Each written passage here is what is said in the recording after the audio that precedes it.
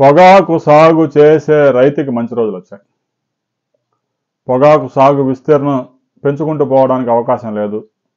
ఆ లైసెన్సులు బ్యార్నీలకు లైసెన్సులు ఉన్నవారు మాత్రమే రైతులు ఒక 5 ఎకరాల దాకా సాగు చేసుకోవడానికి కేంద్ర ప్రభుత్వం అనుమతిస్తుంది. ఎవరు పడితే వారు పొగాకు సాగు చేస్తే అది ఎవరు కొనరు, ఎందుకంటే ఐటీసీ వాళ్ళు వచ్చి కొనుగోలు చేయాలి కాబట్టి.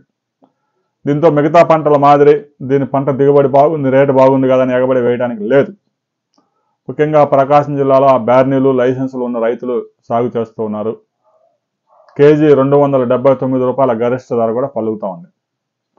గడిచిన సంవత్సరంలో 13,500 కోట్ల రూపాయల విలువైన పొగాకు విదేశాలకు ఎక్స్పోర్ట్ అయింది. భారతదేశంలో పండించే వర్జీనియా పొగాకు చాలా క్వాలిటీ ఉంటుంది. ప్రపంచంలోనే వర్జీనియా పొగాకుకి మంచి పేరుంది.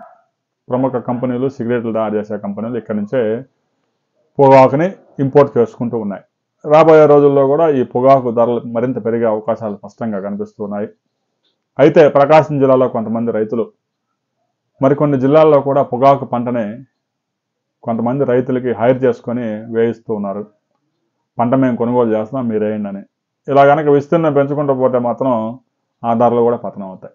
ఎందుకంటే దానికి లిమిట్ ఉంటుంది. మీరు ఎంత పండించినా కేంద్ర ప్రభుత్వం కొనుగోలు చేయదు. ఈ సంవత్సరం ఎంత అయితే కొనుగోలు చేస్తామని చెప్తుందో అంతవరకు కొనుగోలు చేసి ఆపేసింది. ఆ తర్వాత ఇక ఓపెన్ మార్కెట్లోకి వెళ్తే ప్రైవేట్ వాళ్ళు ధరను పతనం చేస్తారు, రైతులకు నష్టం చేకూరుద్ది.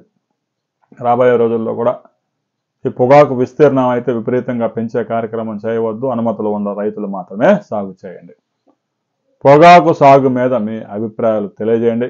పొగాకు పంటకి మీ ప్రాంతంలో ఎంత ధర దక్కుతుంది అనే విషయాన్ని కామెంట్లో పిన్ చేయండి. వీడియో నచ్చితే లైక్ చేయండి, షేర్ చేయండి, సబ్స్క్రైబ్ చేసుకోండి.